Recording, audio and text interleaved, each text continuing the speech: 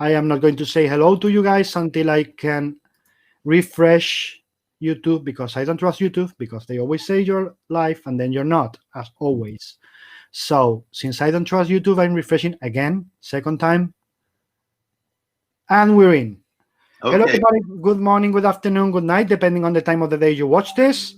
You can watch it live, or you can also watch it on what I usually call the zombie mode. That doesn't mean you're dead. It means you're not watching it live. And after that stupid joke, my public service announcement of the day. This is how to be close so you can hear me. Wear your fucking mask. Let me repeat. Wear your fucking mask. The mask is not to protect you. It's to protect others from you. It can protect you too, yes, but that's not the most important thing. You use it to protect others, and it protects your children, your elders, anybody in your family, your best friend. Don't be an idiot and go around and say, "Oh, I haven't seen my best friend in 3 months, so I'm gonna go and hug her or him without a mask."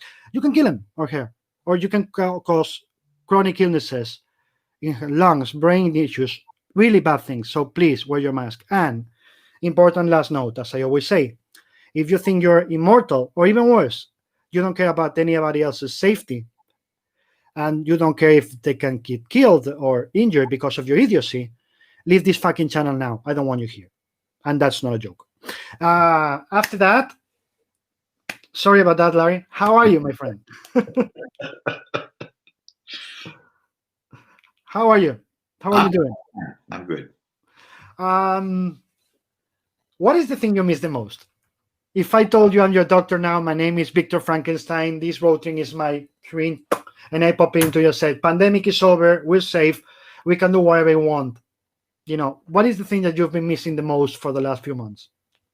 Um, Pretty much restaurants, I think. Mm-hmm. I mean, I live in a section of New York that has an amazing assortment of good food. So, I mean, I only have to walk maybe 3 blocks to get almost any cuisine I want. Mm-hmm. There's like, you know, there's a Greek diner, there's Chinese food, there's two good Mexican places, Indian, Japanese, and 1 block away they opened up a Los Tacos #1, which is Nice.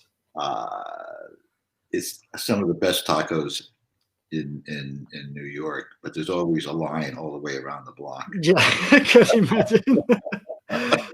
And of course, It's like that's all they have is tacos. you know? well, at least they're good tacos. Uh, Also, of course, which one of the things I miss the most about going to New York, I used to go 3 times a year, is the food also, and I love Korean. Korean, every time I can go to Koreatown and eat there.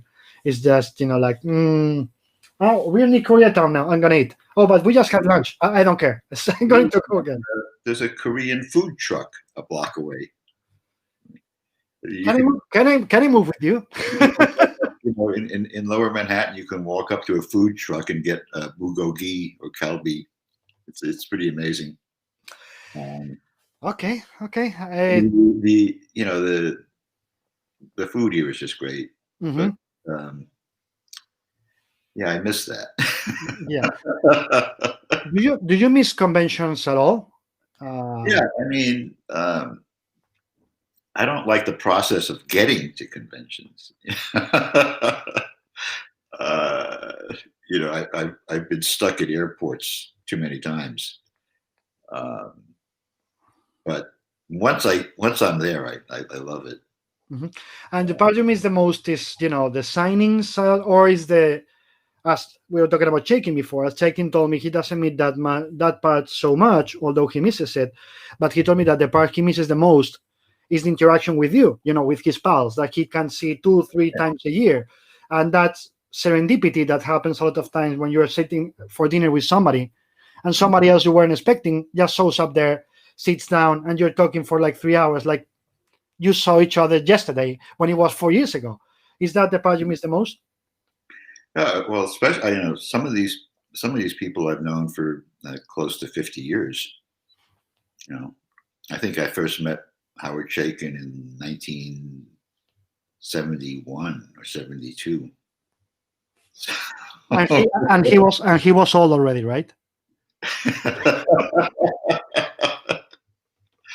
People used to think we were brothers. I'm not even kidding. It was very bizarre. Neither of us could understand where that was coming from. I don't understand it, but you have all kinds of people, as we usually say. Yeah. Especially, we also have blind people. We can distinguish. But you miss that. You miss your pals to be able to just sit down and talk, right? But I also like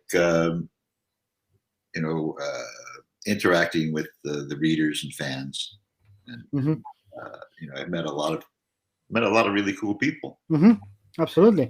Does it happen to you that after so many years you have like a fun friend, as we call it, in a report? Like you expect that certain people is going to show up. So. Oh yeah, absolutely.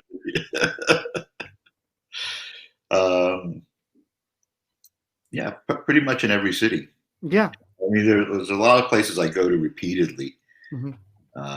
Montreal and Toronto, places like that, and Atlanta, and so they're Richmond, Virginia. There are places I go to like fairly regularly, so I've gotten to know the locals. Yes, that's a big part for me. When you're going to conventions and one of the big parts I missed is exactly that. That I didn't miss it at the beginning because for me, it's, as you can imagine, really long travels, especially to the West Coast from Spain. But there's parts where you're, oh, you know what? I miss seeing that person that I used to see every time I went to this show or this show. That's when it starts, like hitting you. That this is longer than we expected, right? And we don't know when it's going to end.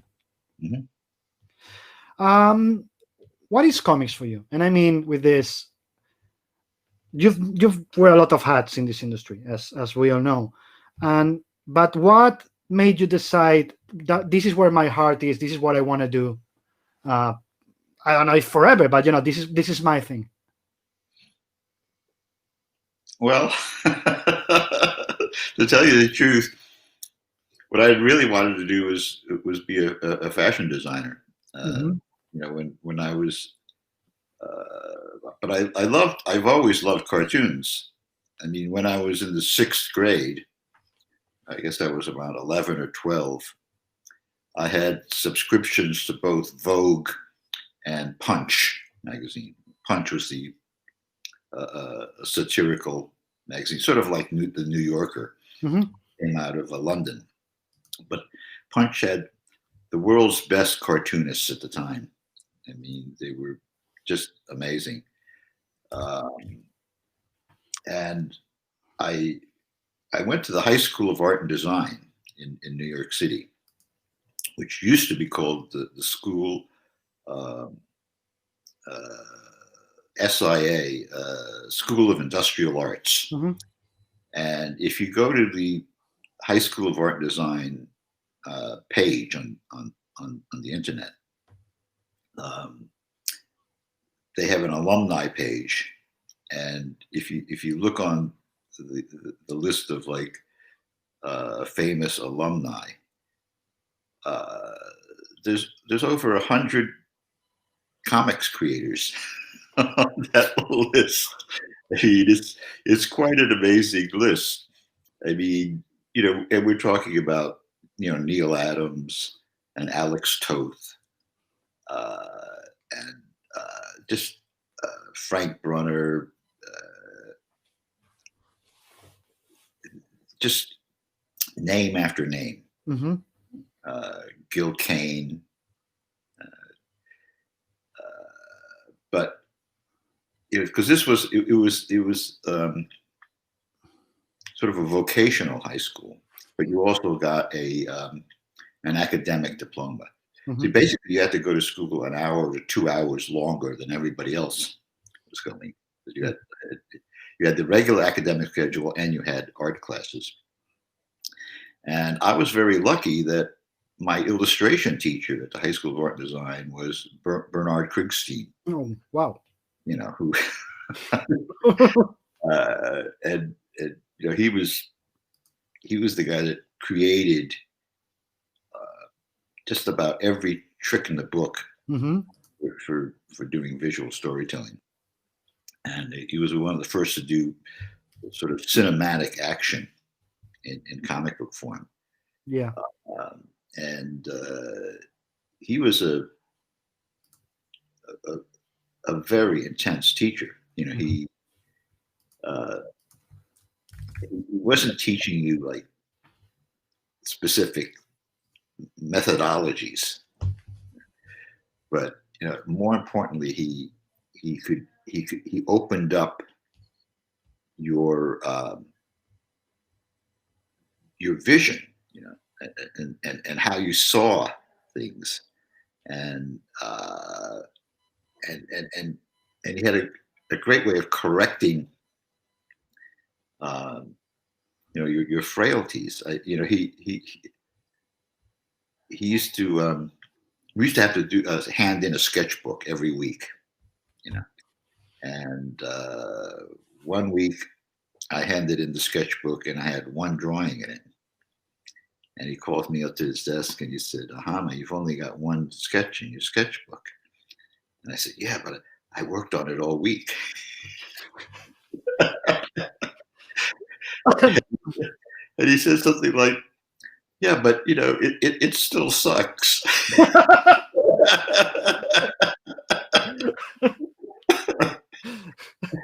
And then he said, at this stage of the game, you have to do about 500,000 really bad drawings before you do your first good one. Mm-hmm. And if I were you, I'd get that first 500,000 out of the way as fast as I could. And, basically what he was saying was like, hey, look, your stuff isn't precious. Mm-hmm. Yeah. If it's not working, paper is cheap. Yeah. Throw it out, start all over again. Mm-hmm. Keep going. He was saying, don't flail away at stuff. And I see this happen all the time. People flail away at drawings that aren't working. Mm-hmm. And they're like, oh well, if I fix the left arm, it'll be okay. But no, drawings aren't piecemeal. Mm-hmm. They're of a whole. And if you're not starting out with the intrinsic core of it that's right and getting it down, then nothing is going to fix it. Yeah, absolutely. When I talk to new artists about this, and they come with pages, and I give them reviews, criticisms, tips, etc. They a lot of them, as you know, they come back with, oh, should I repeat the pages? And I'm like, no, never. Don't repeat the same pages, because you will go back to the same mistakes. Oh, but you told me the tips to fix it. No. Go and do new pages and more and more and more. Don't stop working, but don't repeat. Now Now start again. Because don't repeat anything. I mean, that's that's the thing is I think that the majority of comic book artists have templates in their head, and they draw the same 3 eyes. At most they've got 2 ears. Maybe a half dozen hand gestures. Mm-hmm. And you just repeat these over and over again in combinations. Mm-hmm. Because it's the easy way. Yeah. But if because this is something that I've talked about before, but this is something Neil Adams told me in like 1972. Is that I was working on something at a studio, and he looked over my shoulder, and he said, you should really stop settling. I was like 22 years old or something, and I said, well, what do you mean? What's what's settling? And he said, look, I can tell just by what you're drawing there that, what you see in your head for this is 1,000 times better, but, Mhm. there's something in the back of your head is also saying, yeah, but it's really hard. I can't pull that off. I mean, it's like trying to draw like, that's really hard. So instead you draw this that thing that you've always done, not like, Mhm. um, and he said, look, every time you do that, you're settling, and every time you do that, it's like going to the gym and doing one push-up. Mhm. But if you try to do that really difficult expression and gesture and attitude, okay, the first time you do it, it's probably going to suck. Yeah. The second, third, fourth, fifth time you do it, it might suck. But the magic happens on that day that it stops sucking. Yeah. Yeah. But you don't get to that point without going through a lot of pain. And again, it's the gym analogy. You don't get anywhere at the gym Mm-hmm. with no pain, And those are the two best art lessons I ever got in my life. Mm-hmm. The advice from Bertie Krigstein and the advice from Neil Adams. Yeah. Because it's not about, how, this is the way you draw a finger, or this is, that's, craft, and that's, body memory. Mm-hmm. But it's this, Yeah. that drives, it has something from here has to flow down through your fingers, Yeah. through your pencil or pen or brush, and onto the paper. Yeah. It's repetition against inspiration, right? But it's anything you can do to not interrupt that flow from here to here, is good. Yes. Now, but as I was telling you that that's what I usually call repetition against inspiration. Mm-hmm. Sometimes the temptation to repeat what works cuts the link between the brain and the hand, because you're not letting the brain, the inspiration is sending to your hand. You're not letting it flow. You're cutting it because it's more comfortable if I repeat this again 20 times instead of trying to do something else. It's always inspiration against repetition, right? Well, not only that, you have to you have to just get it out there. Mm-hmm. And it's too easy to fall back, Mm-hmm. on the easy stuff, and it's very hard. Mm-hmm. And actually, and the better you get, the harder it gets. Absolutely. Each increment of an improvement becomes monumentally more difficult.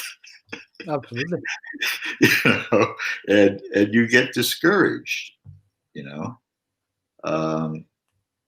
but it always comes back down to the doors of perception. Mm-hmm. And how you look at the world and at the physical world, and how you translate what you see into two-dimensional representation. Absolutely, because comics in the end, as an art form, is an abstraction of reality. So that's when I always say make the same comparison that, but for whatever reason, Mark Chiarello found really funny, which is I see a guy comes with pages and I see, I always look for the trees. And when I see a tree, I always say, "You copied this tree from a comic book." Like, how do you know? Because it doesn't look fucking real. Look out the window. Right. Look at the window. Know how the leaves, fall. Know how the branches move. Understand reality to be able to abstract it. Because if you only look at comic books, you are not going to understand reality. You are only going to understand a representation of it, and a representation from a certain artist, not from. Everybody that draws comics does this. It's like a good example is the Joe Kubert German hand grenade. Mhm. He was 50 years ago. Joe Kubert was drawing Sergeant Rock or something, and he drew this German potato masher hand grenade. You see it a million times. It's got straps. And it's got cross hatching on the handle, and it looks absolutely nothing like the actual artifact. But hundreds of people have said have looked at those Sergeant Rock comics and said, "Well, that's what the German hand grenade looks like." So they've been copying it all this time, and they just that's how something like that proliferates. Mhm. You Yeah, know, absolutely. how many. I'm particularly bothered by strange looking guns and things, and no brand cars, Mhm. and uh, we're talking about objects that you could just easily just go to the next room and look at, or Absolutely. find on the internet. Yeah. And so there's no reason to draw it wrong. Yeah, and it's not that you can Google them now. You can also find 3D models of most of it. So Sure. it's even easier to find every possible position or reference of that gun or whatever. You can just turn it around, upside down, left, Mhm. right. So when I see they get it wrong, I'm like, why the fuck didn't you take 5 seconds to go and find a model, a 3D model, just turn it around, check it, and do it? Well, I like to have something physical in my hand for reference.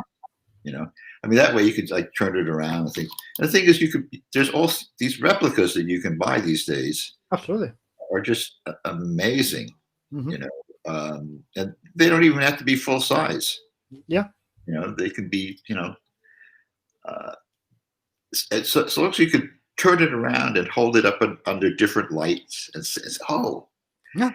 you know, you could perceive the dimensionality of the object, Hmm. and that's what it comes down to. Okay, and of course, I haven't thought about that. It's if you have it physically, a 3D model can be around. You can maybe play with the lights, but as again, it's a representation. It's not real. But if you have the physical one, you can put it on the table, take a lamp. Not only that, but uh, lots of times I get up and I go through the action or the choreography or whatever I'm trying to draw, because especially doing a fight scene, get up out of the chair, throw that punch, you know, and when you throw that punch, you have that body memory. Hmm. So when you sit down to draw it, you're not doing this abstraction, Yeah. and if you've got like a model of a pistol or a model of this or that, and you can pick it up, you know, the way your hand wraps around it, you know, you could, you then have the means to translate that, into a drawing. Whereas, trying to imagine how your hand would fit around a complex shape is Hmm. pretty hard. But if you could actually do it, and we're talking about I see this all the time. People drawing people holding swords or things, and it's just not right. Mm-hmm. Uh, and if you get up and do it, and it's not, you're just not making lines on the paper. Yes. Yes. And the thing about making lines on the paper is that this is something else that Neil Adams told me. He said, because he was looking at, I think, Michael Golden's work. This is years ago when Michael first showed up. And Neil said, the thing about Michael Golden, and this is, I only heard him say this about maybe two other artists. One of them was Ed Davis. That, if you look at a Michael Golden drawing, you can't point at a single millimeter of line that wasn't driven by conscious thought. Mm-hmm. And Neil said, well, at best, I'm doing 50-50. We all tend to just, push the pencil and make the lines. Mm-hmm. But it's a whole different ball game when you're really thinking about every single millimeter of where that pencil goes. Mm-hmm. And making that count. Yeah. It's a difficult goal to reach.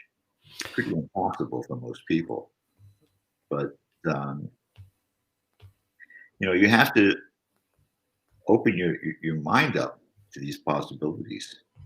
Yeah, and also for you, is it more important to see art that is complete in terms of detail, that everything is, everything is there, or you think comics work better when we use, our ability to do pattern recognition? I mean, like in the caves. Oh, that bush is rustling. Probably there's an animal there. Run, because it's going to kill you. So well, here's the thing: is that there's a lot. We like a lot of detail to a degree, but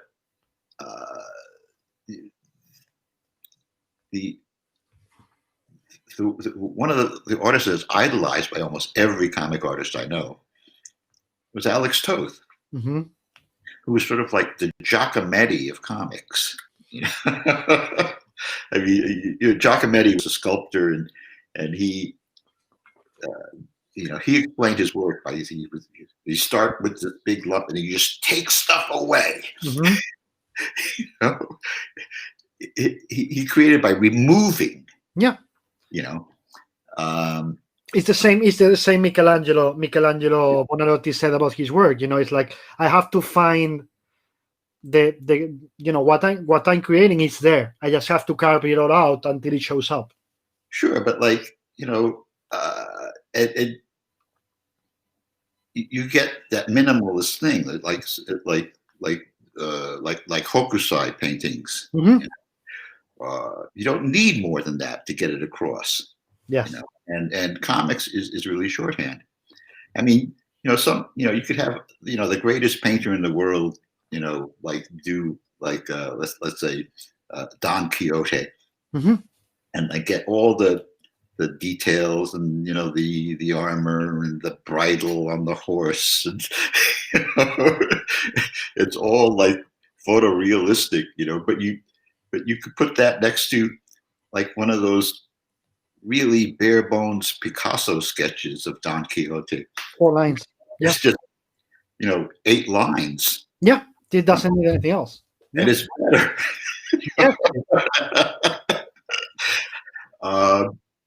I will actually tell you that for many of us Spaniards, mm-hmm. when you see those Picasso compared to something that is not overly detailed, mm-hmm. automatically we recognize Quixote much better with the Picasso one, because those 4 lines, which is the helmet, the spear, the horse, all those 4 lines, 8 lines, in our brain, it's automatic. That's Quixote. We don't need anything else. Because he's making you do the work. Exactly. Yes. Yeah. I mean, and one of the best examples of that is one of my favorite paintings. It's the dog, Mm-hmm. at the Prado. This Mhm. is one of Goya's black paintings, and it's so striking, Mm-hmm. but so minimalistic. Yeah. you know, and it makes people think. You don't enter the room and see the dog and say, "Oh, nice picture of a dog." You know? I mean, it immediately makes you think, "What the hell is he looking at?"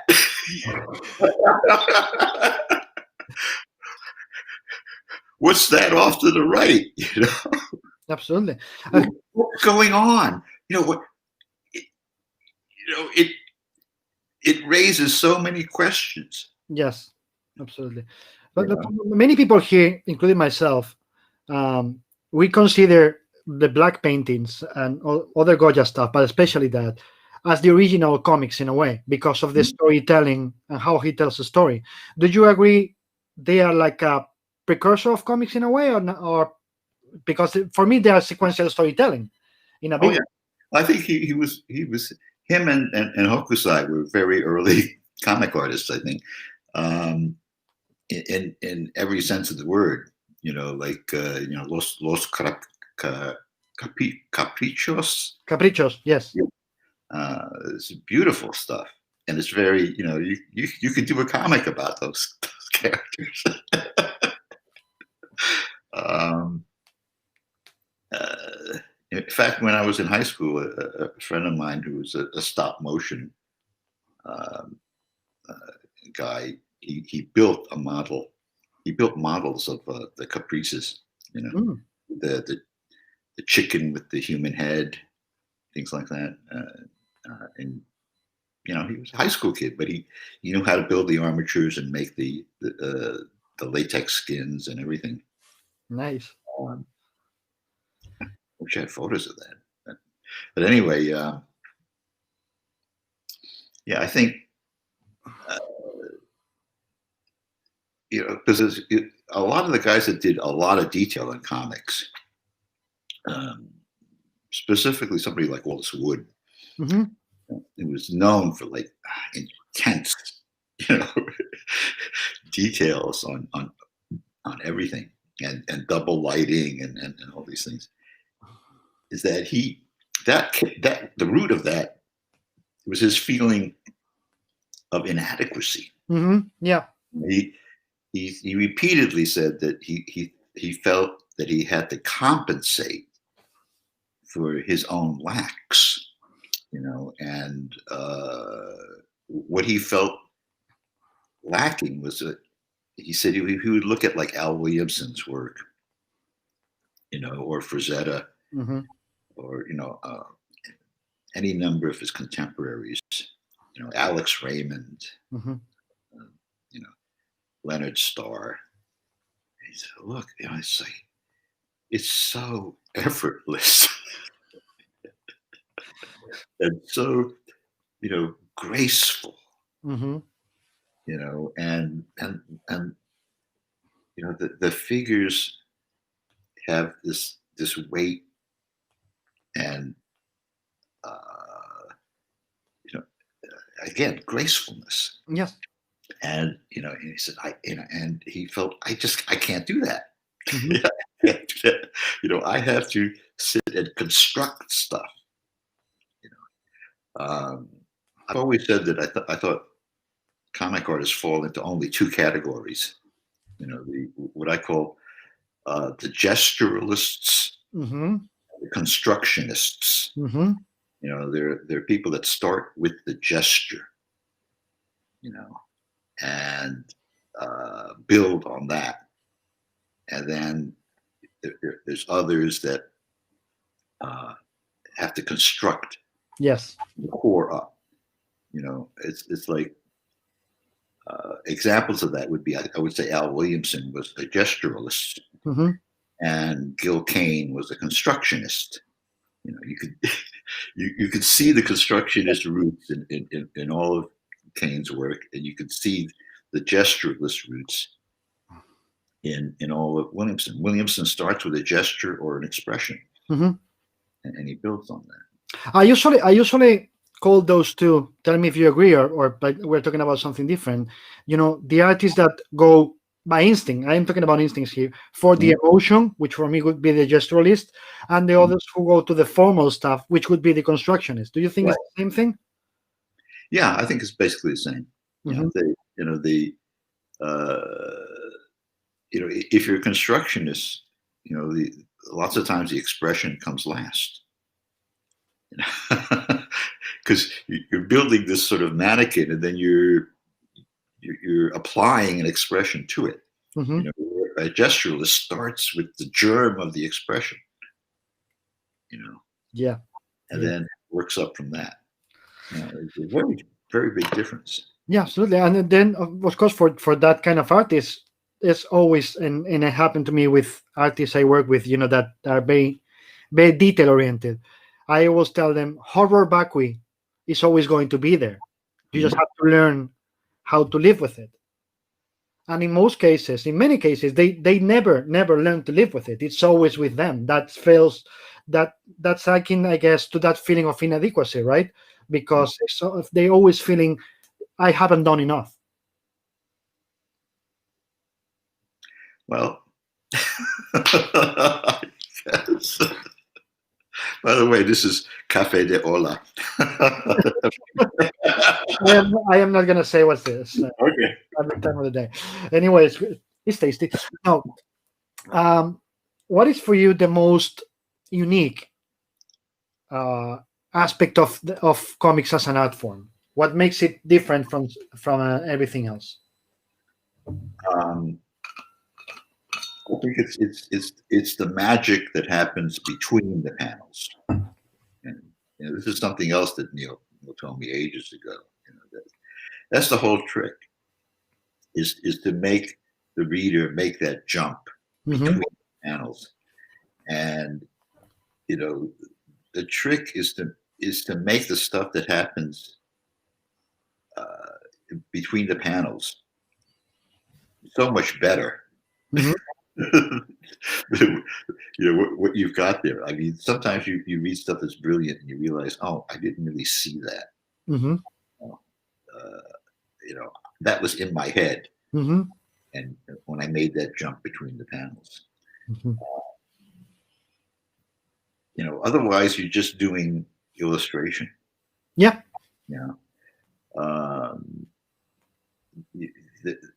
What makes comics unique is the flow of the narrative, Mm-hmm. in the visual sequence, and as the artist, you have to be able to control all of that. You have to control the rhythm. Mm-hmm. Boom, boom, boom, big panel. Mm-hmm. Ding, ding, ding, little panels, huge panel. You have to control the lighting. Mm-hmm. You have to control the depth of field. You have to, doing comics is like, being in movie terms, being the DP, the cameraman, Mm-hmm. the lighting guy, the costume designer, the set designer. The idea, yes. Who's wrapped up into one, and also when lunch comes, you're the caterer. So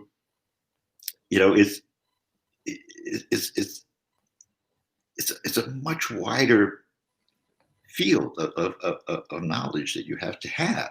Yeah. To be able to do it. I mean, if you're a film director, you can hire other people to do all those things. But if you're a comics guy, you're sitting there by yourself, Mm-hmm. and you have to come up with it all. Do you consider comics storytelling a symphony or rock and roll?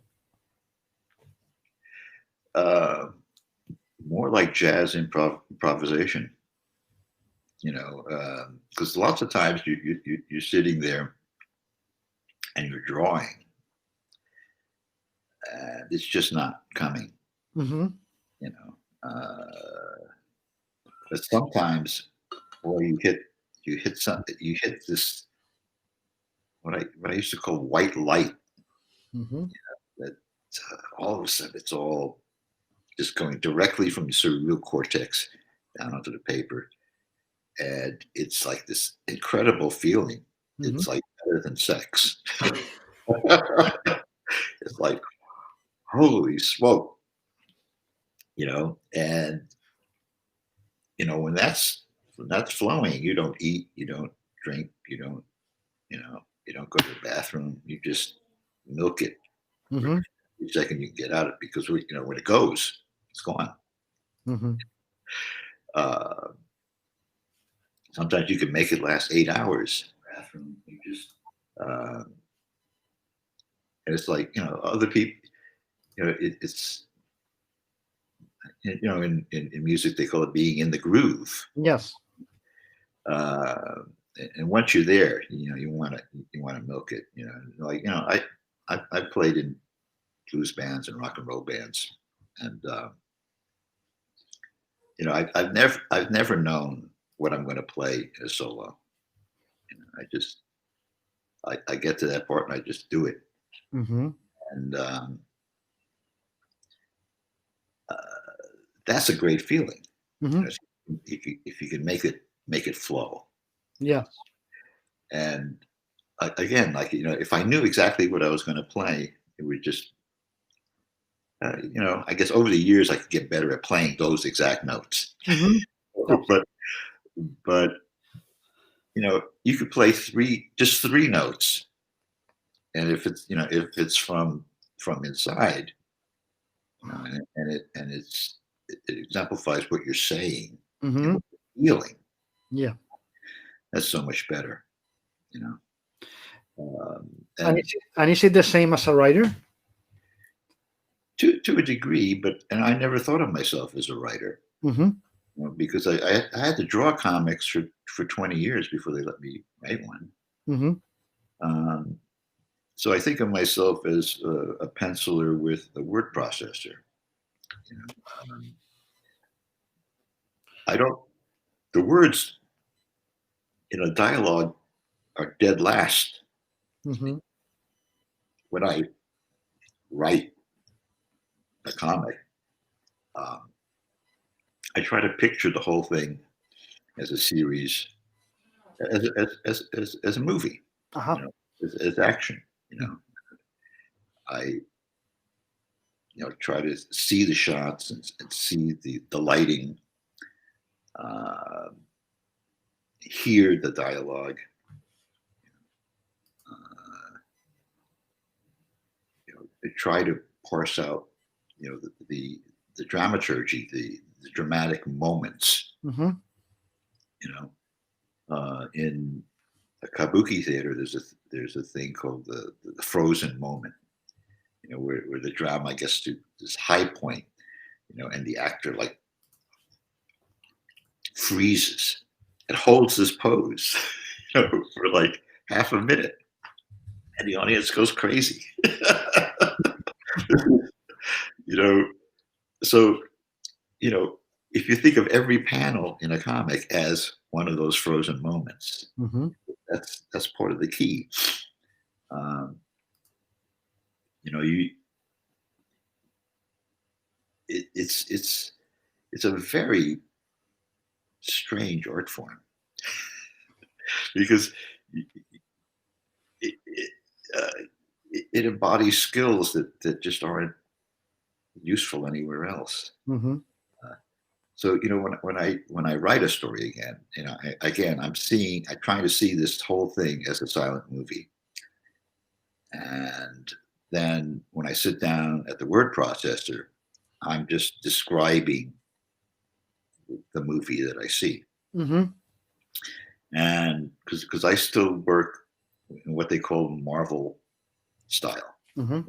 I write a plot, and then the artist draws the whole story, and then I write the dialogue after it's drawn. Um, I have a hard time writing full scripts. I think my resistance to it comes from my experience in drawing Mhm. story full scripts. Is that I felt really encumbered. You know, you're working on a visual thing that was written by somebody who doesn't draw Mhm. in most cases. And sometimes, they ask for things that like, what? They're not visual people. Yes. I remember once I got a script, and it was like one panel, and then this character was the bad guy, and it was a Spider-Man story of some kind. He's looking out the window from the 40th floor of the skyscraper, and on the street below, he sees Peter Parker coming down the street, and Peter Parker is passing a wastebasket, and in the wastebasket there's a newspaper with this headline that reads blah blah blah. In one panel, right? Yeah. So I take it to the editor. It turned out that his girlfriend had written the script. And I said, this is, you can't draw this. and he was totally baffled. He said, well, what do you mean you can't draw it? It's like, it's written right there. You just, he's looking out the window. He sees Peter Parker. And after about 5 minutes, I realized he's not ever going to understand. Yes.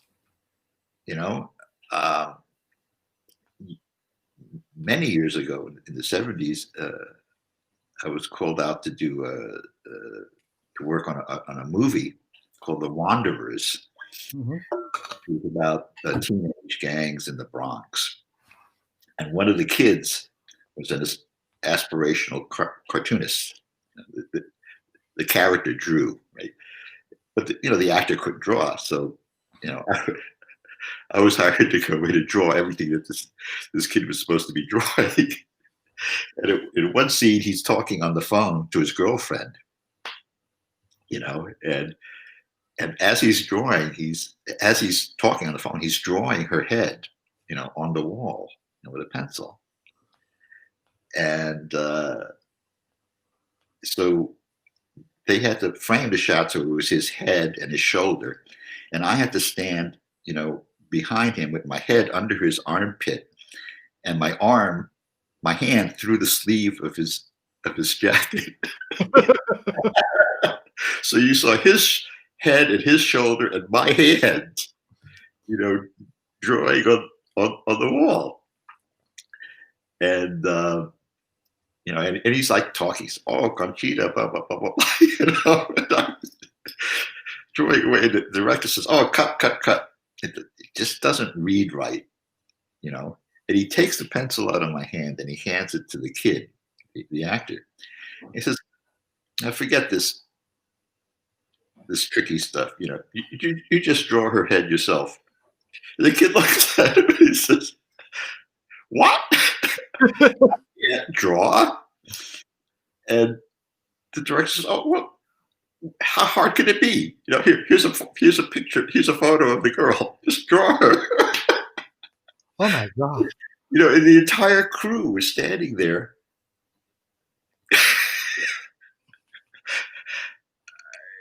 It boggles the mind, right? Yeah. But there's a lot of people that don't get that. Yes. And there's a lot of people that somehow think that drawing is magic. Mm-hmm. In fact, the truth is it is magic. It was the first magic. Mm-hmm. Yeah, absolutely. Uh, Lascaux and Altamira, that was their magic drawing on the walls. Absolutely. you see those cave paintings, they were done like thousands and thousands and thousands of years ago, and it wasn't art. But it was storytelling. Yeah, it wasn't art. They didn't consider it art. They considered it magic. Yes, absolutely. And it's like when you remember when you were a little kid and drawing, and other kids go, "How are you doing that?" Anything that you can't do yourself, that you see other people do with facility seems magical. Yes. As Arthur C. Clarke, I'm pretty sure you know this phrase, defined, he said, magic is the science that we yet don't understand. Right. Exactly. Everything that we don't get is magic. But I was saying that, those cave paintings is the first sequence, it's the first storytelling ever, because that's storytelling. The guy shooting 4 arrows or having 4 legs, they're trying to tell us a story about that guy moving, shooting the arrows, on how many animals they're trying to hunt. So the storytelling goes as far as then.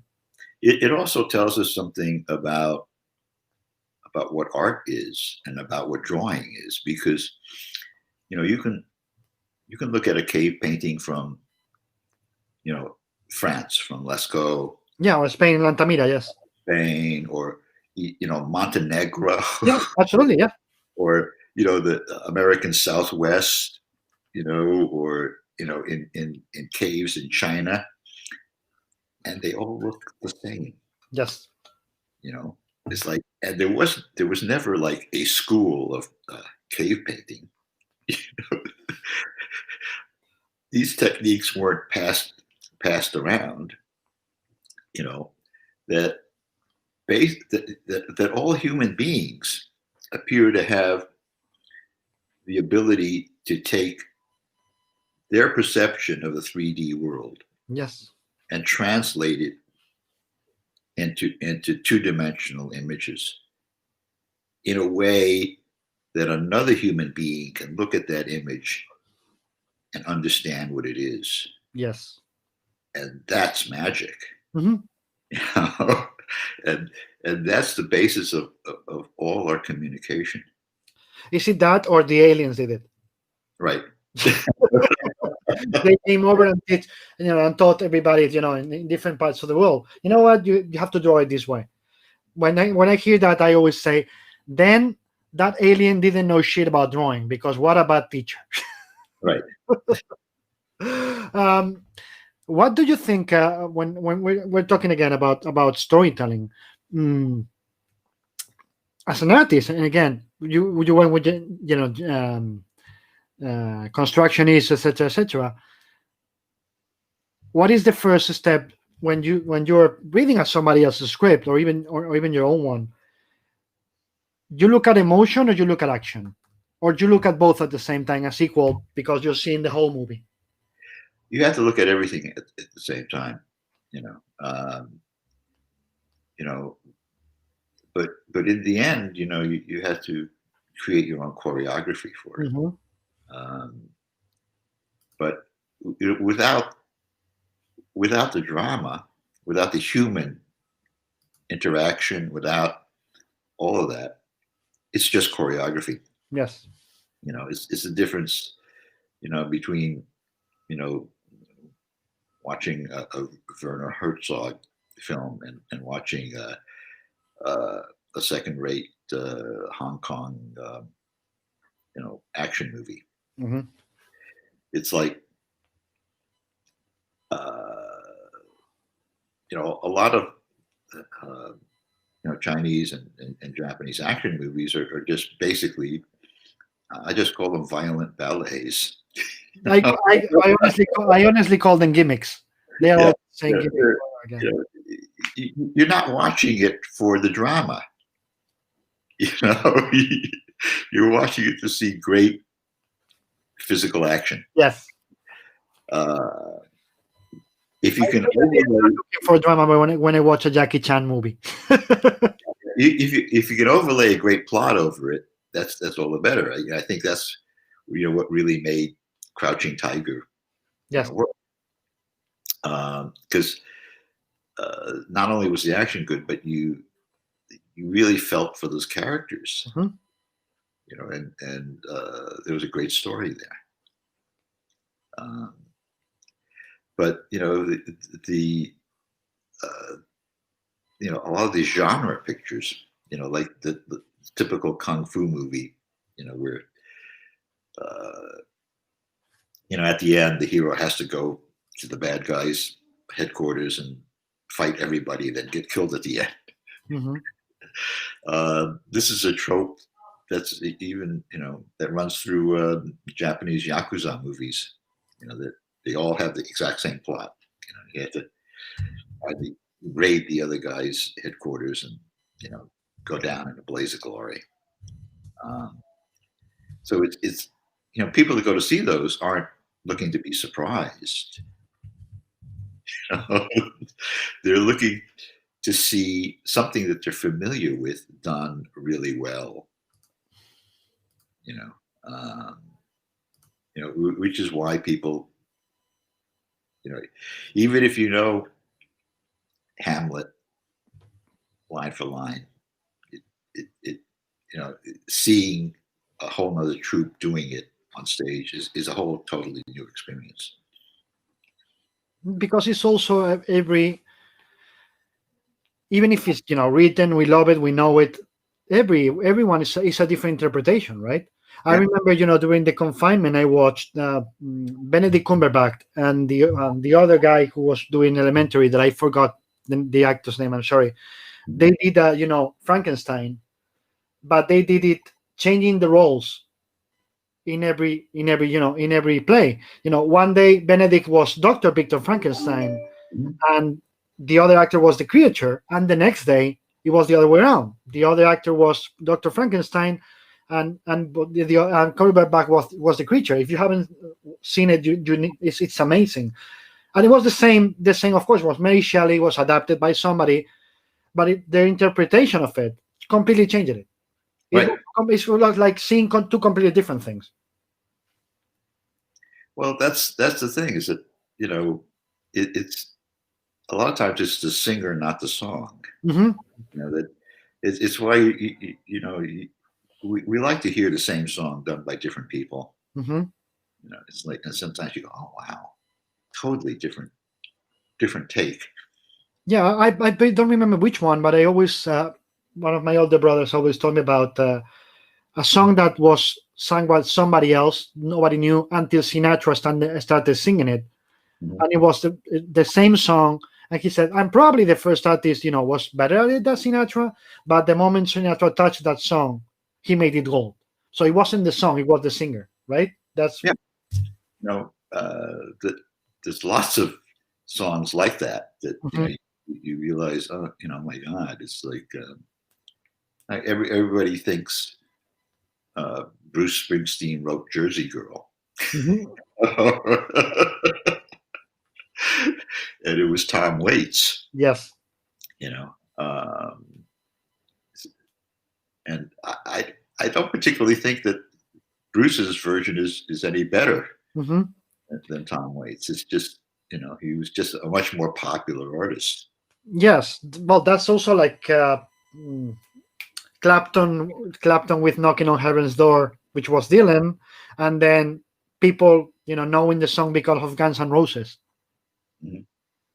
And to each their own. For somebody, that song that didn't exist, and it's a much better song because that's the version you like, right? So it's artist in the end, it's artist interpretation, which is something I love about comics too.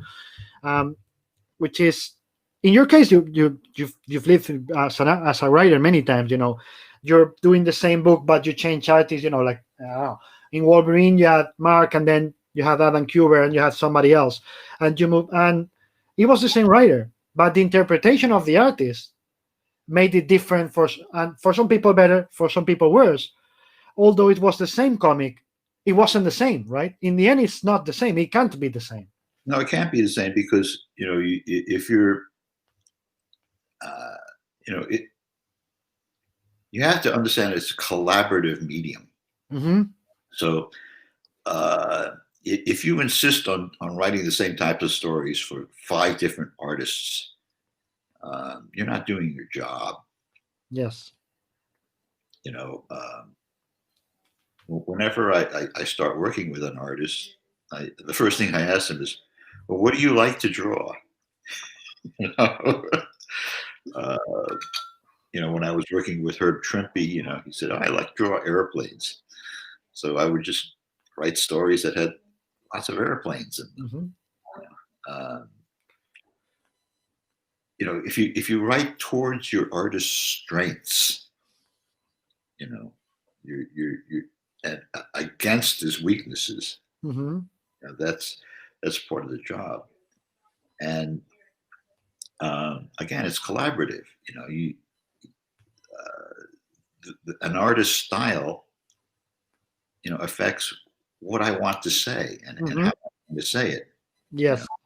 Working with Adam Kubert was a dream, but also, somebody like Mark Texeira Mm-hmm.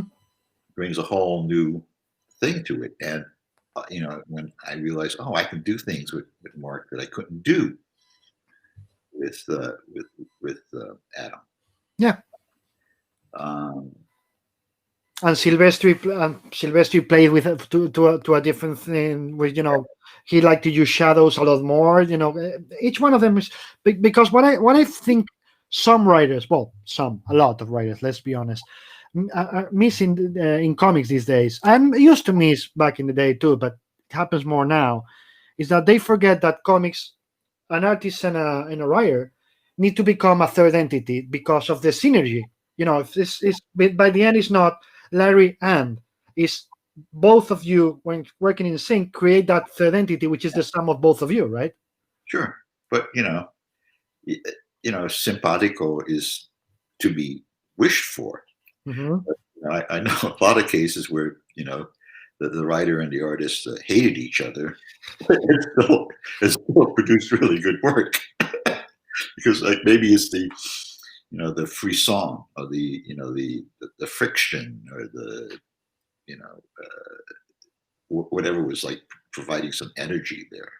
Yes, and there's also many times when that kind of controlling writer, which is I think is also about honestly about the inequity, like you said about Wallace Booth before, that are so controlling. Many times they put Alan Moore as an example, and every time I've talked to Jim Ha, Chris Sprouse, any of the guys who've worked with him, Dave, the Gibbons, and the others, they always tell me, no, when we started America's Best Comics, and it was decided I was going to do the book, I got a phone call from Alan. We were on the phone 5 hours, 10 hours, whatever it needed, and every time Alan was asking me, what do you want to draw?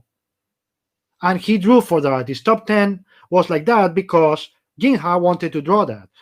Tom Strong was like that because that was Chris Sprouse wanted to do.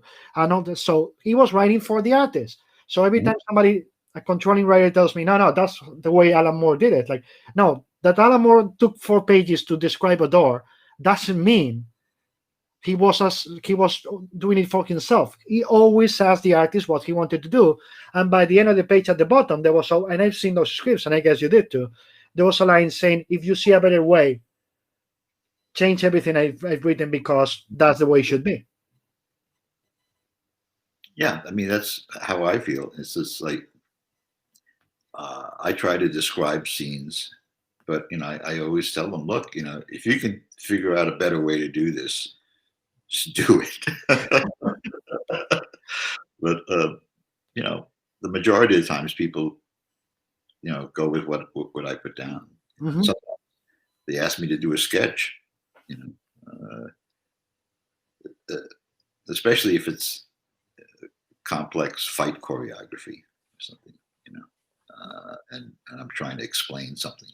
I mean, if I'm working with an artist who's also a martial artist, I don't have to explain anything. Mm-hmm. Also, if I'm doing a military comic with somebody like Michael Golden, I don't have to stop and explain what a Ma Deuce is, or because he knows. But also enters the territory of what you just said about asking them what they like to draw. Yeah. That's so like joined by the hip, because at the same time they know what they're doing because of whatever reason, being a martial artist, etc. But at the same time, you took care of beforehand telling them, do you like to do this? Because maybe he's a martial artist and says, you know what, I don't want to fucking do that because I'm all day, training. I have enough with my training to go and then having to draw it on a page. They have. I've been handed scripts where I go, God, this is like 5 pages in a row of people sitting in a room explaining the plot.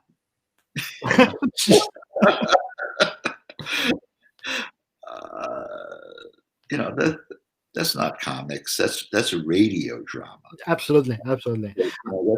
That's one of the parameters I'm always thinking about when I'm writing is that, like, I had to make this interesting in the visuals. Mm-hmm. This is not radio. Yes.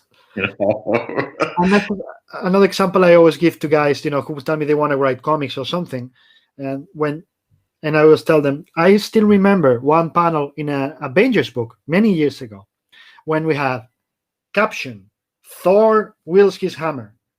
Right. Image, Thor wielding his hammer. Right. And I would literally tell them, this is not comics. You don't repeat what you tell with what you show. It's got to be complementary. If that's the same, it's not comics. Do you agree with that? Yes, absolutely. I mean, but I see that, one of the main reasons I really wanted to start getting writing work is that I once I spent all day drawing a page and put in this intricate background, of these mountains with these clouds and the sunlight, beams of sunlight streaming through the clouds, and the clouds skittering across the tops of the mountains, and birds flying, and all this stuff. And the writer wrote something like 15 captions that covered all the stuff that I had drawn. And all the captions did was describe what was being covered. Mm-hmm. Nothing to illuminate, the inner turmoil of the characters, Mm-hmm. or set up the exposition. It was just describing what was already there, which no longer could be seen because it was covered by the captions. Yes, he probably covered them in purpose to see it's going to be me who tells it instead of the art, right? Right. That really bothered me. Oh yeah, absolutely. How can it not? After so many hours drawing. Let me tell you a story that I've never told in public. I will tell you when we are not live. I will tell you who was involved. No naming names now. I remember, I'll say 15 years ago, and one of my artists calls me and says, I can't do this page. This is impossible. So I read the script with him, and basically every panel was calling for 5 different actions from each characters per panel. Literally, per panel, the whole page. So I go to the editor, and this goes back to what the story you were telling me before. I go to the editor, say, hey, look, you got to check this, you got to talk to the writer, or, the artist is going to have to change the panel division, move something to the prior page, move something to the next page, because this is impossible to do. And 5 minutes later, I realized the editor didn't get it. He just was like, oh, how can you not do it? It's very clear. Yeah, it's very clear. He's asking for 5 fucking action per character per panel in 5 panels in the same page. So at the end, what we did, I went to the artist, said to the editor, fine, don't worry, we'll make it work. So we went home, sit down, and literally, I told him, pick 1 action per panel, the one that fixed the next panel. You just milk it, just make it work. We made it work. We sent it back. The editor didn't notice. Right. Well, that's one of the problems with comics, is that you have a certain percentage of editors who actually don't know what they're looking at.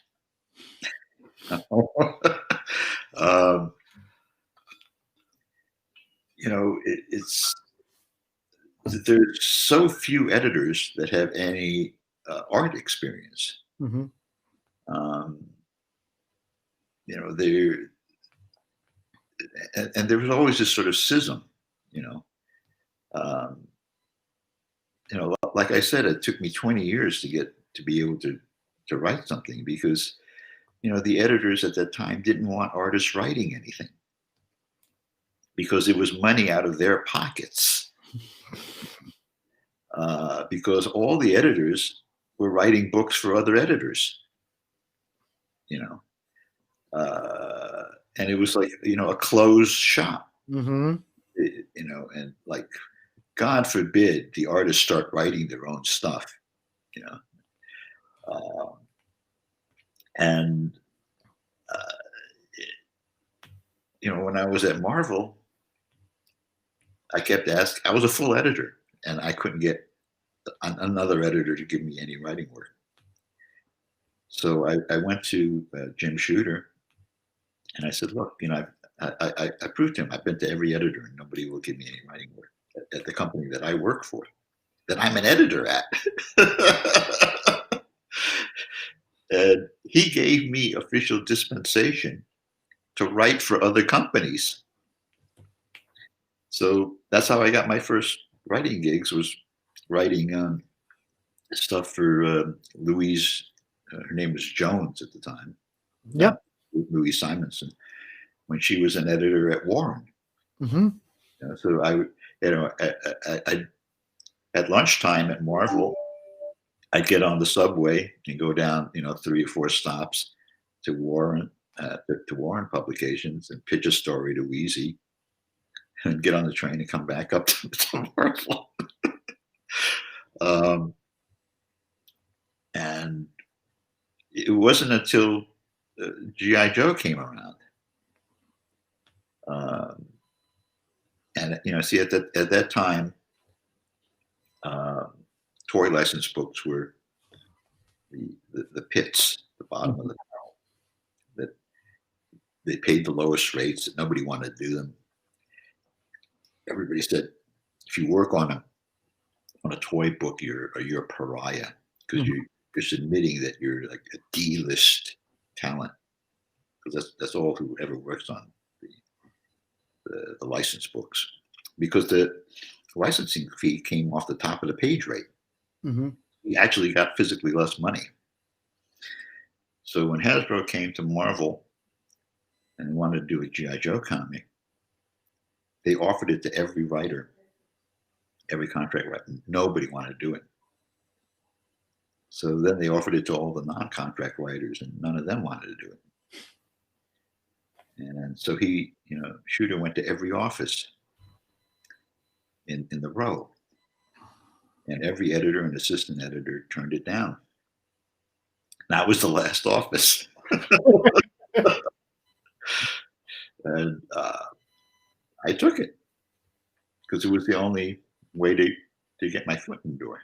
Mm-hmm. And like, a year or so later, I had a #1 book in the country, sales-wise. And I said, well, doesn't this prove something? Didn't I, could I get another book to write? And they all said, oh no, that's just a fluke. And it was like, and they had television advertising and all this other stuff. And you just, you were lucky to be riding this wave. So then Wolverine was on the verge of being canceled. The sales were really low. So I guess they figured, well, Hama's been complaining and whining, and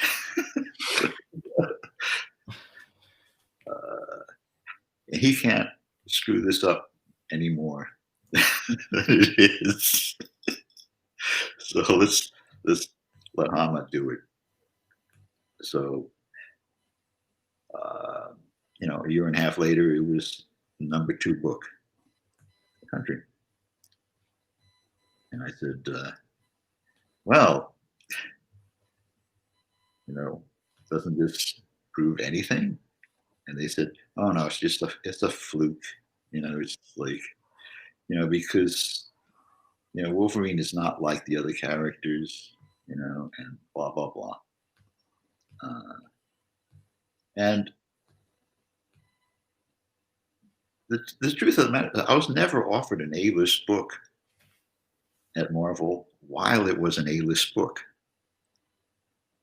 Never. I was always considered a B-list talent, and never able to break out of that. There's all these books on Marvel history, and I'm not mentioned in any of them.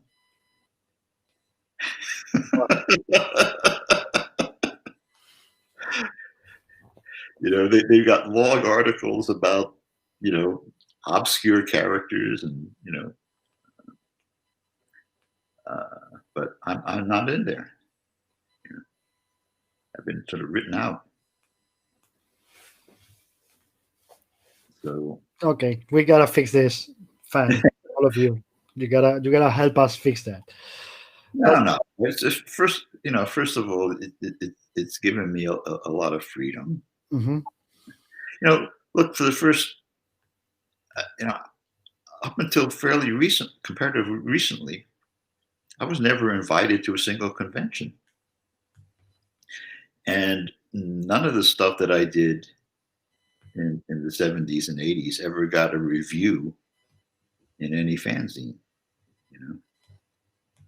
G.I. Joe did not exist, in the minds of the fanboys who wrote all the articles and things. And that colored their thinking of what I was doing on Wolverine.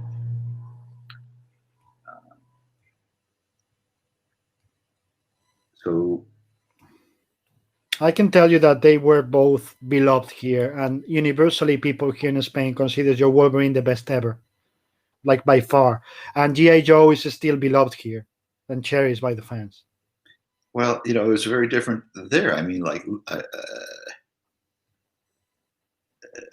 but not. I didn't go to conventions for the first 20 years or something. So I got to stay at home with my family on weekends, and watch my kid grow up. Mm-hmm. It's not a bad thing either. Not a bad thing at all. So let's go with the questions here, so they don't think we are ignoring them. If you are okay with that, Pedro Mercader, hello everyone. Locke Frank Howard says this is a huge honor to meet you, Mr. Hama. You've given me such amazing times reading. The bad times you've made Logan have to go through. Pedro Mercader asks, how do you remember your appearances on SNL and MASH? And why did you quit acting? He says. Well, acting. I love stage acting. Because the same reason I like playing live music at clubs is that the audience reaction is this immediate feedback is so great, and it's a real thrill, to get that feedback right away. If you write and draw comics, you're sitting there by yourself in some dark room, and you won't know what the reaction is for 6 months. Mm-hmm. You're working in the dark. But MASH was an amazing experience because it was so immersive. I think one of the reasons it worked is it was very sort of Stanislavskiism or something, that it was shot at the ranch in Malibu, and it was way up in the hills. You had to drive to a parking lot at the Malibu ranch, and a bus took you on a 15-minute ride through the entire lot up into the hills. and you passed all this movie history on the way up. You know, there's the fortress from the Manchurian Candidate. You know, and there's the ranch house that the riflemen lived in. There's, you know, you passed all these incredible sets, but it was like, you know, the countryside. It wasn't like, you know, a back lot in the city where everything is next to each other. You know, it's like you pass this one thing and then you go another mile before you see something else. And up in the hills, they had this entire MASH unit set up. And there wasn't a single thing on that MASH set that wasn't government issued, military. You know, the crew all wore Army fatigues. Mm-hmm. You know, the sound truck was in an ambulance. You know, there wasn't anything there that could break the spell. Mm-hmm. You know, so and it was for a number of reasons. I guess it was because it, you know, you could point your camera anywhere, and you know, if lighting guys were walking by in the distance, you know, they were wearing fatigues. Yeah. It didn't matter, you know. And at lunchtime, you all walked into the mess tent and you ate lunch off of these stainless steel trays that had US stamped on them, and all the silverware had US stamped on them. And of course, the food was much better than than Army chow, but everything there, you know, and you wearing a uniform, everything there contributed to this whole illusion of you being in this time and place. Mm-hmm.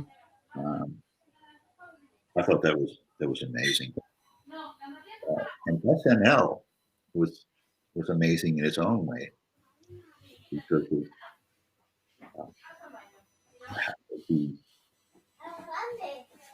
how the cast interacted, you know, and this feeling of family and support. And you know, it was it's frenetic Mm-hmm. drive going on. You know, that you know, you go in there and you do this that dress rehearsal, and then that night you go on live. You know, and the air was always electric. And I remember when they had a break, there was a craft service table. It was this big table, and it was like piled high with Danish and bagels and stuff. And on the next table was these, you know, 4 urns of coffee. And at the break time, the cast and crew would like descend on this table like locusts,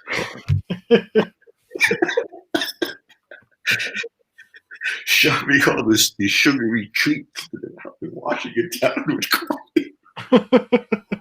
You know, and then when the table started to get empty, this little guy who had this like cart, you know, it wasn't a cart, it was like one of those big things that they have at like at Lowe's or you know, these big hardware department stores. Yeah. You know? He had one of these carts, and it was like piled high with more Danish. And he had a snow shovel. He would run up to the table, and he would shovel Danish onto the table. Snow shovel.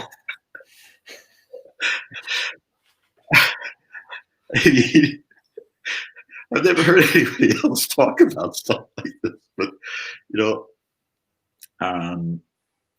I think that's what made early SNL work, was this incredible feeling of community. Mm-hmm.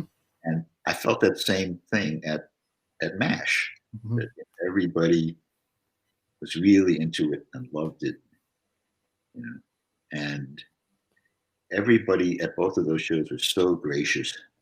You know, I mean, lots of times you go to a show and you're not a major star or something, they just treat you like dirt. Mm-hmm. And at both MASH and SNL, uh, yeah, everybody was treated with a lot of humanity, Mm-hmm. and some of that it really bleeds into the shows. Mm-hmm. Let me see. Pedro Mercaderes says, "Loved your Wolverine run with Silvestri. How did you come up with the idea for the Spanish Civil War issues? Did you use Capra as a reference?" Um, Actually, I had been reading a book on the Spanish Civil War. I think he means Capa, not Capra, because he says, "Did you use Capra as a reference?" I mean, I guess he means Capa. Capa, the photographer. Robert But, Capa. well, I'm familiar with his work, but there was a book I think written by a guy named Beevor, Mm-hmm. um, a British historian on the Spanish Civil War, and it was like uh, really enlightening. It was all this stuff I really didn't know about, Mm-hmm. especially about what went on in Asturias, and, in the industrial north. Yes, Guernica and all that. Yeah. And when I first got the first time I visited Asturias, and I actually saw the graffiti on the wall. Like it was still there. Death to the fascists. Mm-hmm. Uh, you know, and if and to smell the remnants of the steel mills. Like that sort of coke smell that's always in the air. It really made it solid. Oh, now I understand. That this was a very strong union Mm-hmm. area, and anarchists, and socialists, Yes. Yes. and, and, and how they formed their alliances, and the emotions that still reverberate. Mm-hmm. Um, no, I thought it was fascinating. Mm-hmm. I think it's unusual to find some martial art female characters during this. It was unusual to find some martial art female characters during the 70s boom. How was for you the process of creating Colleen Wing? Well, um, I've always been trying to get more female characters, into the stream of things. I just created the visual image on Colleen Wing. The writer came up with the character. Mm-hmm. Uh, I based Professor Wing on somebody I knew. Um, a lot of the characters that I actually create are based on people I know, Mm-hmm. because that's my touchstone. Yeah. I know that I'm going off course with the character when I realize, oh, geez, he wouldn't actually say that or do that. It's a good way to keep the characters consistent, Mm-hmm. because I see this so many times. Different writers take over characters and they just go way off kilter. Mm-hmm. But the consistency of the characters is 90% of why you can identify with them, because it adds to the seeming reality. Mm-hmm. Uh, so many times, and that all sort of blends into plot. I've never really plotted anything. Mm-hmm. I've never written um, an outline. I start on page 1, and I don't know what's on page 3 until I get to page 2. so everything is a surprise. So for you, there's two kind. I always say there's two kind of writers: the ones who care about the journey, and the others who care about the destination. So for you, it's all about the journey, right? I have no idea what the destination is. I'm concerned with the emotions and feelings and the interactions of the characters, and making the characters stand up and walk around and seem real. Mm-hmm. You know, and the plot is basically the barest skeleton to hang interesting characters on. Mm-hmm. Like I used to tell when I was an editor, I used to tell my writers, look, have you ever read Peanuts? And they say, well, yeah, I've been reading Peanuts all my life. I say, well, okay, then tell me what happens in any one given Sunday Peanuts strip. And they all go, oh, well, Charlie Brown is holding, well, look, no, Lucy is holding the football, and Charlie Brown comes running up to it. And at the minute, Lucy snatches the football away, and Charlie Brown like falls on his butt. Yeah, but that's just a setup. What what is the story about? And none of them can tell you. And I said, well, but at the same time, if I asked you to write me a one-page psychological profile of Lucy Van Pelt or Schroeder or Linus or Pigpen, any of them, you could, Mm-hmm. because you know these characters and you like them. And the reason you come back every day is you want to spend more time With them, yeah. with those characters. And a more recent example of that is Harry Potter. Mm-hmm. Ask people, well, tell me the plot of the Goblet of Fire. Like, what? But if I tell you, hey, tell me all about so and so, Yep. any characters, and they can, because you know those characters, and the reason you come back to read the next book or the Next movie, yeah. movie is you like to spend time with those characters, and they become real to you. Yes. So that's really just the secret of it. It's like trying to parse the plot of any Dickens novel. I mean, he wrote those, week by week. What's going to happen next week? And it's all full of coincidences and stuff. But the drama, is what brings you back. Yeah, as you said before, developing the characters, right? Making things happen to them that make them evolve and change. That's Right. what keep us, so emotionally connected to the characters, right? If Exactly. it's the same over and over again and nothing happens, and as you said, 5 pages of those guys talking, you are like, so what? Right.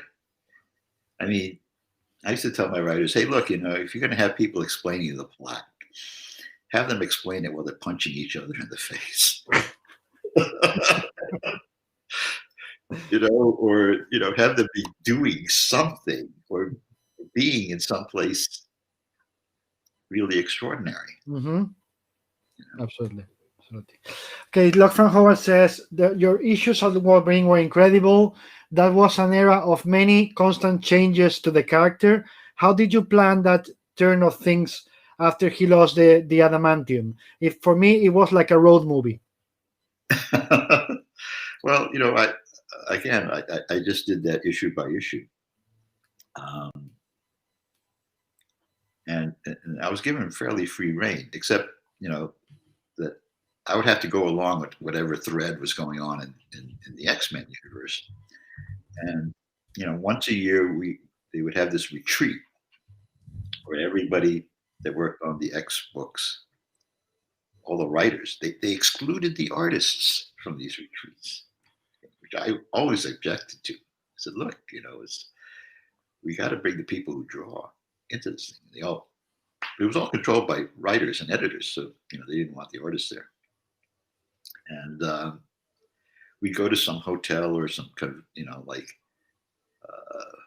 Sometimes we went to this place out in Long Island that was like a doppelganger of the X Mansion. Mm-hmm. This old mansion, big mansion, and it was like a convention center of some, not for like big events, but for like corporate meetings and things. Yes. And they had a pool, and they had a billiard room and a bar and everything, and a bowling alley in the basement, one lane. And incredible buffets, food. It was like being on a cruise ship. So all you could do was just, you work and you ate, and you work and you ate. And I always gained about 5 pounds, these things. But that's where the entire continuity for the X books was hammered out every year. And it was a lot of screaming and yelling and arguing and gesturing, harsh words. Mm-hmm. But that's how it was done, and I remember when the whole bone claw thing came down, I was horrified. I said, look, you can't take the adamantium away. But I had to work with it for about a year. Mm-hmm.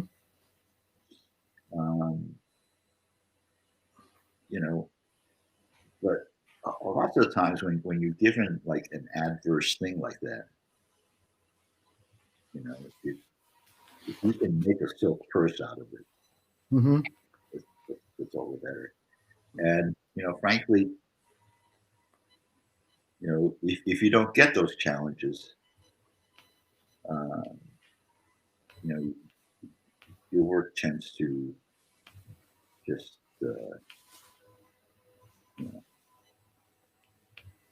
not really go anywhere. Mm-hmm. Mm-hmm. So John BT Art says, hi Larry Hama, good to see you. And then Pedro de Mercader, how different was the approach to do a Wolverine video game compared to doing a comic? Well, it was a whole different way of thinking, Mm-hmm. because they called me in to write the cut scenes, and that came to pretty much the length of a regular movie screenplay. It was like 120 pages. Mm-hmm. And I had to do my homework and learn all about machinima and the actual process of how it was done. They flew me to England. I got a crash course Mm-hmm. in Manchester. Sorry, and my dog wanted to be pet. I'm sorry.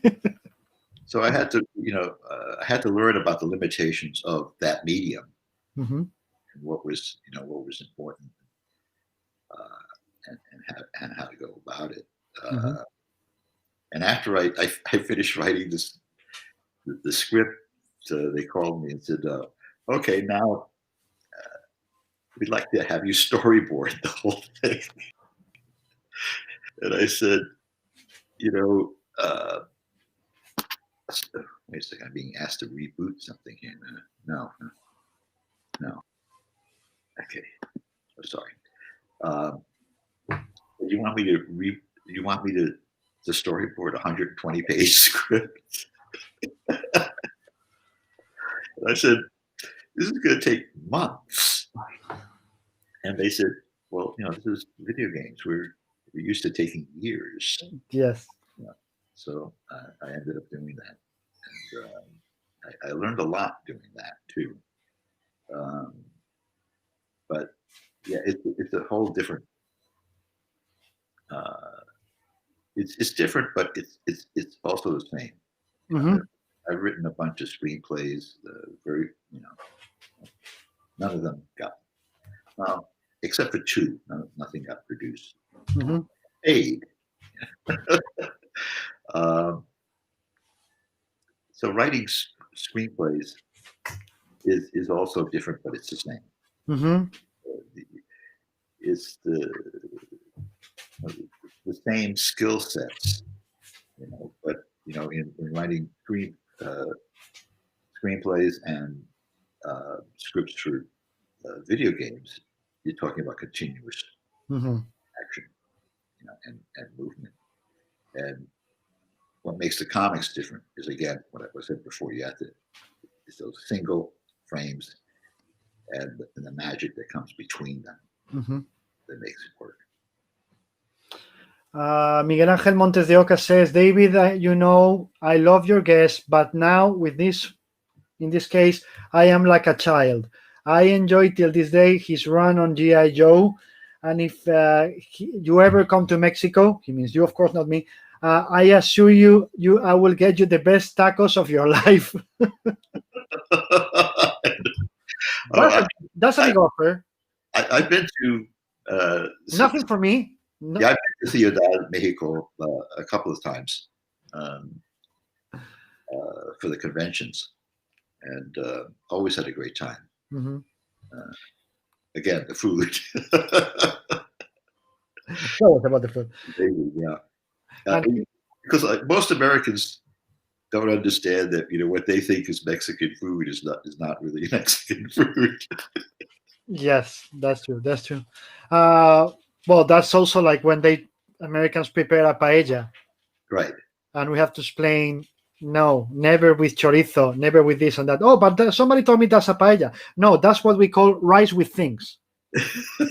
Literally in Spanish, there's a saying that when you don't do the right thing for paella, the ingredients, or I would have to explain to Americans that paella is not the plate. Paella is the recipe, where you prepare it, and that's why you get that crust, with the rice and those ingredients. If it's not those ingredients and that way you're preparing, we call it arroz con cosas, which literally means rice with things. So that's why many Americans have to say, no, that's not paella, that's rice with things. Like, oh, that's insulting. No, that's how we call it. Anyway, here's Miguel. It's the same with all ethnic cuisines in America. There's a famous scene in some gangster movie where an American mafia guy gets deported to Italy, and he's in Rome, and he's in a restaurant, and he asks for he wants spaghetti marinara, and the waiter turns to the kitchen and yells, uno spaghetti americano.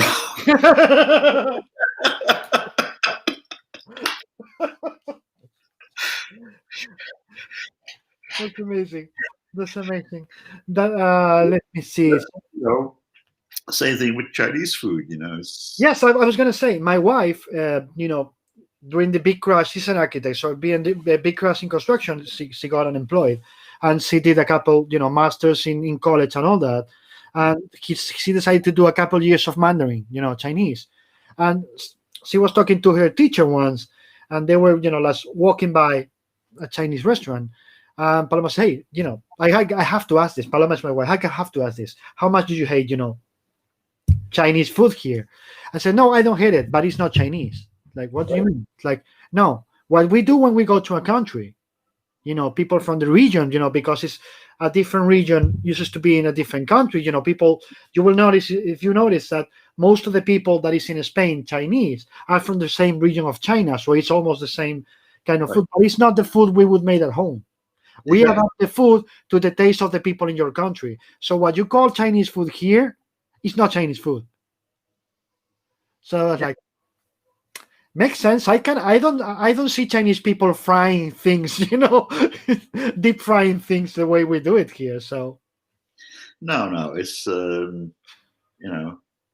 basically if you've got a wok, you can do it. I went to a Chinese restaurant in the 70s in Columbus, Ohio.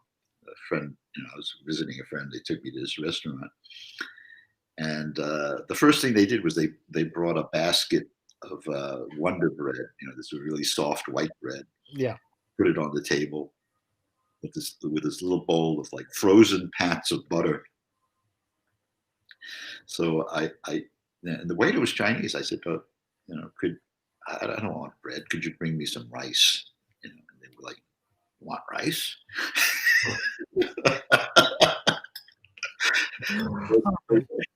And what they brought me was a little bowl with an ice cream scoop of Uncle Ben's converted rice. Oh my God.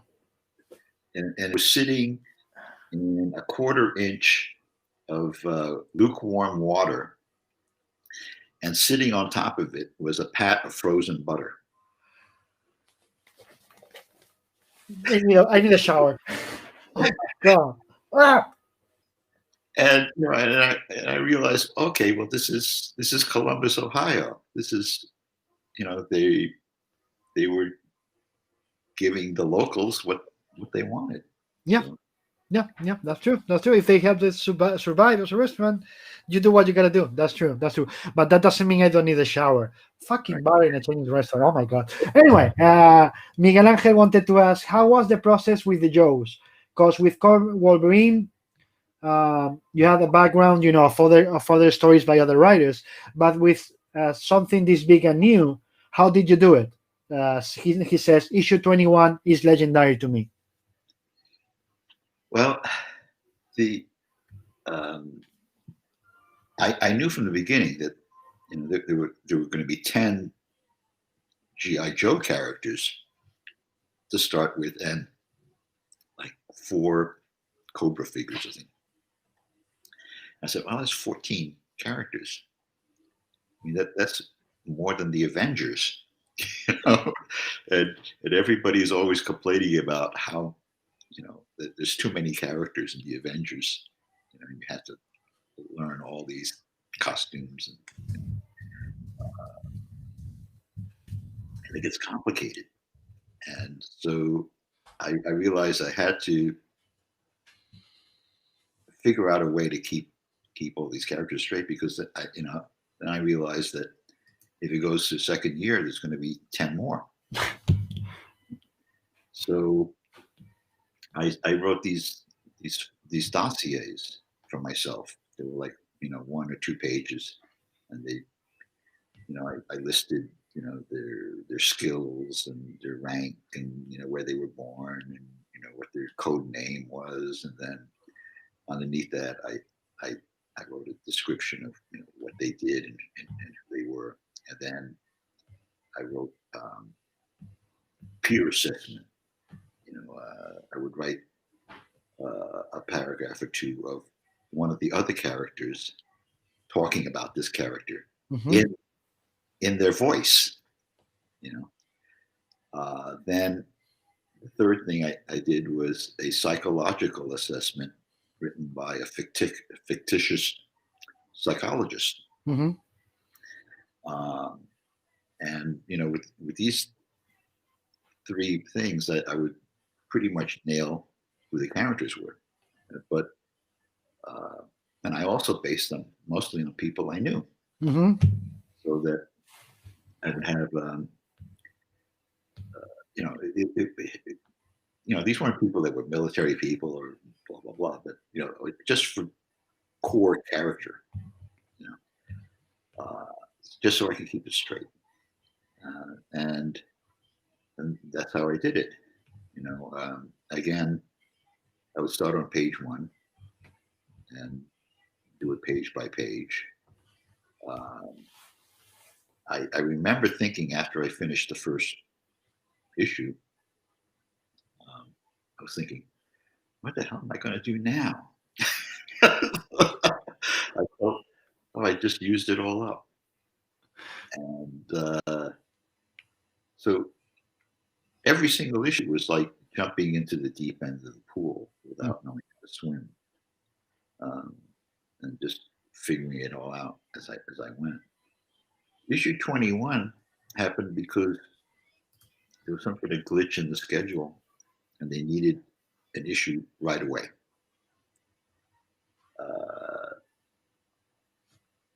You usually have a couple of months to do a full story. They wanted this in a week. Um,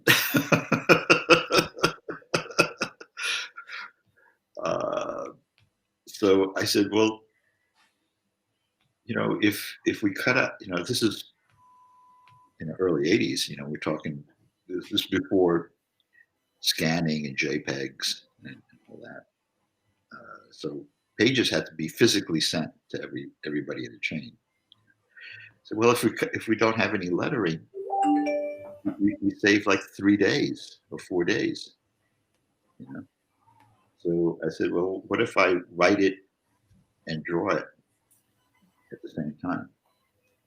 And then we'll have like Steve Lealoa ink it, as we send them pages, and we'll have it, lettered in and colored. I mean, colored in the office, as the pages come in. So I wrote it and drew it. I started on Friday and handed it in on Monday. I did it in 2.5 days, 3 days. Breakdown, not full pencils. Mm-hmm, yeah. But still, it's pretty much all there, except for the blacks. Mm-hmm. And Steve inked it in like record time, and we got it out. Again, I had no idea what was happening on page 3 until I got to page 2. I got halfway through it, and there was a scene where I realized both Snake Eyes and Storm Shadows had torn their sleeves. Mm-hmm. So the forearms were exposed, and I thought, oh, what? I could do something with that. What can I do with that? I thought, well, maybe it'd be cool if they had the same tattoo. And I thought, well, what kind of tattoo can they have? And I thought, well, when I did Iron Fist, I designed character Lei Kung the Thunderer, and I gave him this breastplate that had an I Ching hexagon on it. And I remember thinking, man, when I did that I Ching hexagram, I picked a random hexagram, and I could never remember which one it was. I would always have to look it up. So I thought, on this one, I'll make it really easy on myself and choose a hexagram that was alternating broken and solid lines, starting with a broken line at the top. I can remember that. So that's what I put. I had no idea what the hexagram meant or why they both had the same tattoo, or what the entire backstory was. I had to make all that up 5 issues later, the origin of Snake Eyes. But again, when I got to the end of the story, I had no idea. Mm-hmm. Pedro Mercader asks you, do you think the NAM project is as relevant as it was, as relevant today as it was when it was published? The what? The NAM, the book. It says the comic book. If it's as relevant today as it was when it was published. Oh yeah, I think so. It stands up because it was always true to itself. Mm-hmm. It was always. Every time I talked about that book, I always say the same thing. It was honest. Yeah, I mean, that was deliberate. We all decided, look, we're not doing Sergeant Fury, we're not doing Sergeant Rock. We're not glorifying war. Mm-hmm. Yeah. And we're telling it from the grunt's point of view, from the foot soldier's point of view, not some officer or strategist. Mm-hmm. And we're going to do it in real time. That every month, a month is going by. Mm-hmm. rotates in, and the character gets shipped back to the States, and other characters come. Mhm. And we chose a specific time in history for it to begin, and we had the events. Events match up to it. So, it was. I was surprised. I had no idea that it would go over like that. Mhm. But we got a big write up in the Washington Post, 2-page spread with photos and everything, and Mhm. that got picked up on the service by the 200 top selling papers in the country. Mhm. So we got an enormous amount of publicity. We had TV interviews and all this stuff. And I remember the publicity lady at Marvel said to me, this was the easiest sell I ever had. I'm used to like calling up newspapers and saying, well, Spider-Man's getting married. And the editors would go, well, so what?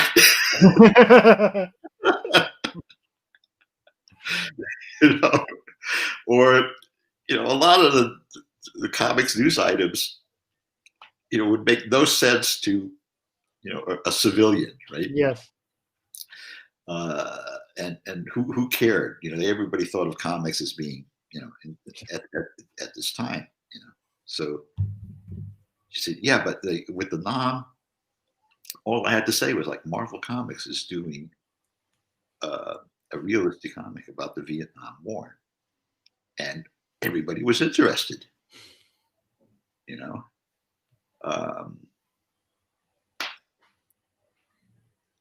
I'm just surprised. A lot of these things are hard sells. Mm-hmm. I once had the opportunity to try to do a comic.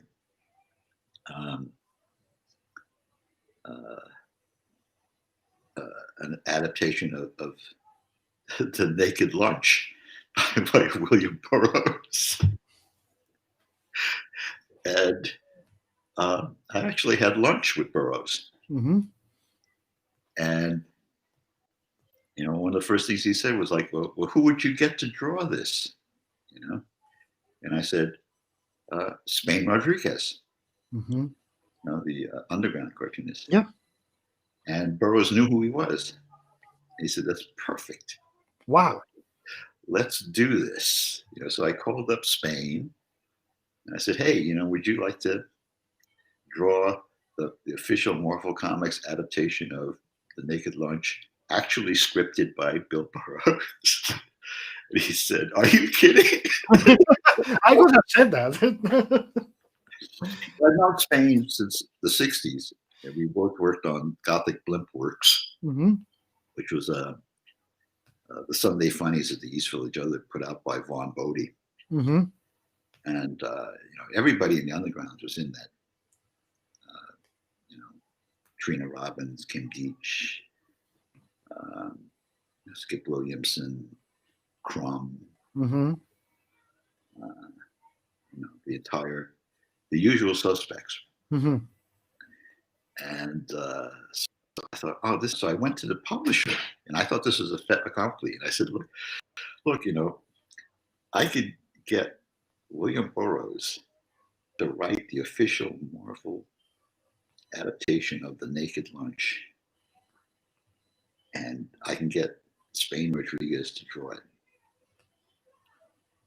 And his reaction was like, what? We can't do that. And I said, this was like in the 80s. And I said, if we put out the official Marvel adaptation of The Naked Lunch written by William Burroughs, we are going to get a review on the front page of the New York Times book review. Absolutely. No graphic novel had ever been reviewed in New York Times before. I said, this could be really big. And his reaction, he was like, what? there's another project I'd like you to develop. We want to do a book about Menudo.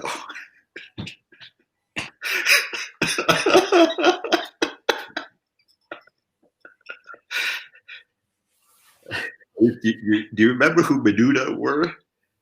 That's why I just reacted like that. Yes. What? That's why I just reacted like this. You know. Well, they were very popular at the time. And I was like, so you can't ever tell. Yes, absolutely. Oh my God, menudo. Anyway, Francisco Sanchez says, "What were the big differences for you as an artist between working with Silvestri or Adam Kubert?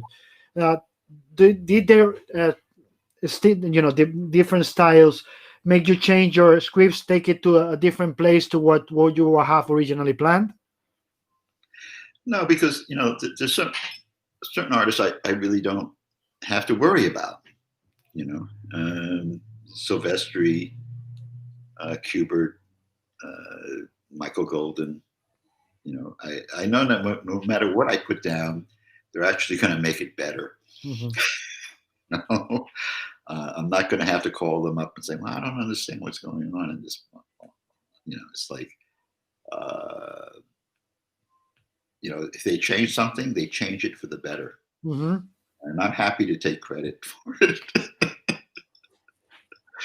So I had no problems with those guys. And he was asking if you change any stories because of the art for a good reason. He didn't mean for a bad reason. Something in the art and say, "Oh, I want to explore that thing further." Well, no, I mean, I think Silvestri is terrific draftsman, but he never really took chances on the storytelling.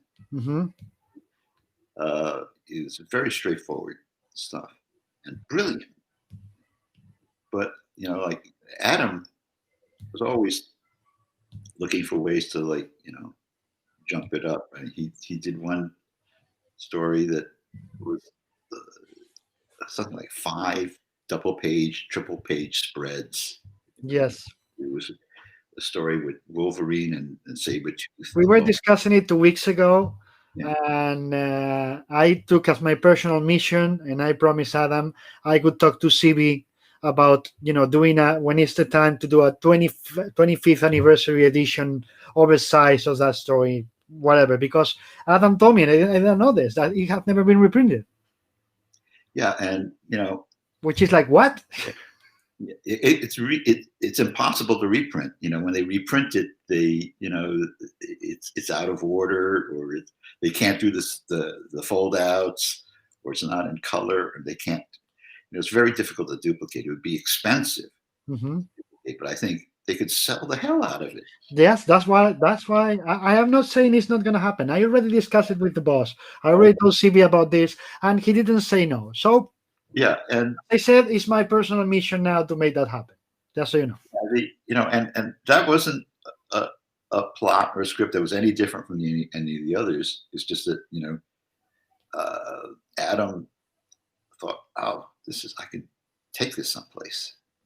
And, we all let him run with the ball. And I thought it was amazing work. Yeah, absolutely. He did another one that I've gotten really strange reaction on. Is that I wanted to do a silent issue of Wolverine. So I wrote this story with Wolverine, where at the end he confronts Elektra.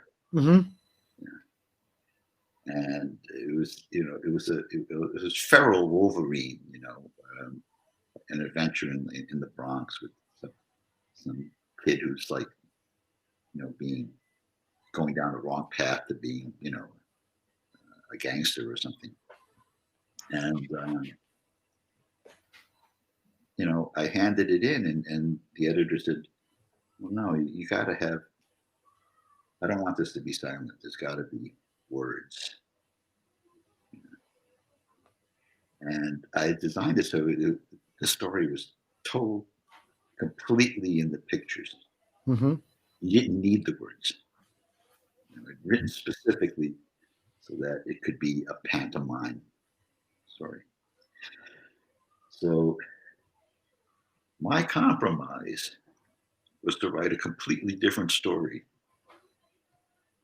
about Electra, where she's speaking first person and really relating a story about her own childhood that, at certain points, the words converge with the action to some degree. Mm-hmm. And it all comes together on the last page, when she shows up.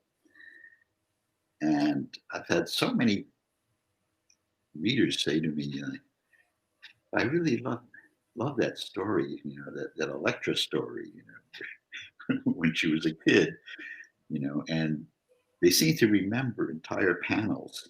And when I tell them, no, that was all in your head, that there was never a drawing of that, they're always like, no, wait. I saw that. And, I think, there's an example of, when you're handed some sort of adversity, it's your job to turn it around and make it right. Mm-hmm. And make it work. Mm-hmm. Absolutely. Yeah. That's why, I take Neil Adams' advice to heart. He said, like, there's no such thing as a bad character. There's like bad interpretations. Yeah, absolutely. Locke Frank Howard asks, how did you plan the death of Mariko Yasuda in Wolverine? It was the editor's idea, or that it was yours? I can't really remember. I think it was one of those things where, like, once in a while you just have to, like, clean up shop. Saying, okay, some characters have to go. Mm-hmm. And if you can get a dramatic moment out of it, it's all the better. But it didn't seem like there was any place else to go with that character. Mm-hmm. So yeah, all the, in a way, I remember when I read it, it didn't feel strange at all. It just felt her trajectory, her path had come to an end, right? A natural end. Everything else will just be, we have to keep her here because she's Wolverine's girlfriend, etc. But it would feel unearned, right? yes, but once they get married, where do you go with that? It's just they had the exact same problem with Peter Parker. Yes. It's like, and they solved a lot of Peter Parker problems the same way, like killing Mary Jane.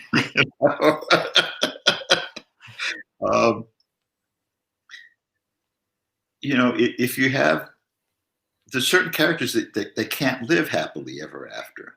Mm-hmm. And if you take away, aspects of the tragedy from them, then Mm-hmm. they're no longer a valid character. Yes, absolutely. Look, Yannick Paquet, amazing artist, says, I feel the same. I hide behind tons of details as an artist, he says. Francisco Sanchez tells you about your participation in the Age of Apocalypse. Who got the idea of cutting Wolverine's arm? Wasn't me. That was sort of handed to me. But Adam told me 2 weeks ago he thought it was your idea.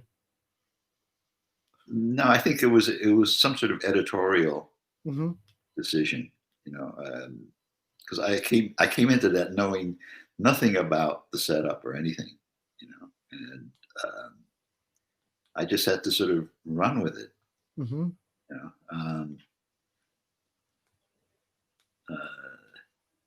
It was a fun project to work on, but I was like batting in the dark. Mm-hmm.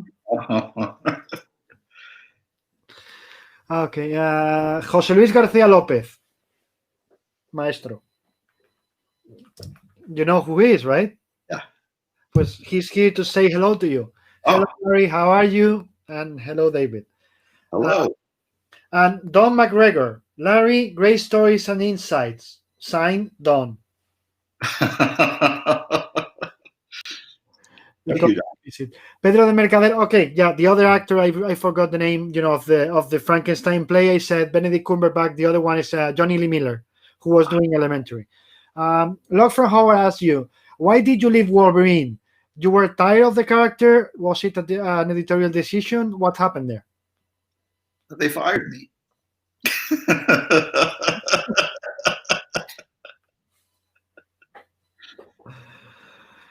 They didn't like what I was doing anymore.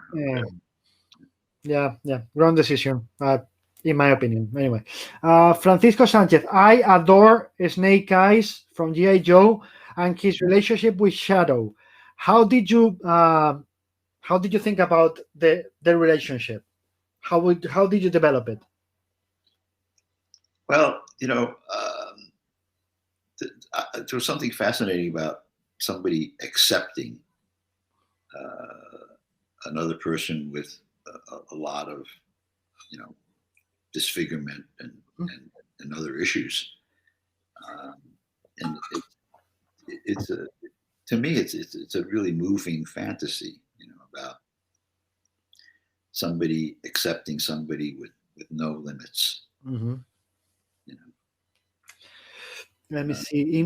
In well, Mexico, she's basically based on my wife, who accepts me with all my horrible faults. yeah, that sounds familiar to me and mine. Just let me say it this way. Miguel Ángel Montes de Oca says, in Mexico, we have a group of fans of G.I. Joe, and we all, in capital letters, recognize your influence on how we see each one of the characters, their relations, what they like or hate, and all of that came from you. So thank you. Well, you're welcome. High praise. Love from Howard. After 30 years of the story Project Shiva about Logan's past, could you tell us if those memories from his past were real or implanted? Please, he says. Really big letters. Well, No, he's not gonna tell you. You don't reveal your magic tricks. No, I'm kidding. Please go. no, of course, there's a lot that was implanted, but there's a lot that wasn't. I did a couple of stories about him actually going to the place where they had the sets and everything for his implants, and then him finding out that, oh, the cabin was real, things like that.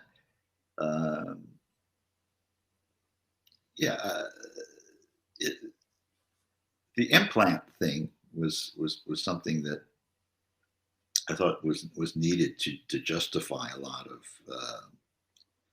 strange plot deviations. Sometimes the patches become springboards for entire concepts and plots. Mm-hmm. Yeah. Also to solve things that don't fit with each other. That the stories that have been told for many years, they are like, okay, this completely contradicts this other. Right. So the implants help you, I guess, in a way to say, you know what, we can fix it that way to differentiate what was true to which wasn't, right? It's a sneaky retcon. I didn't want to say that, but you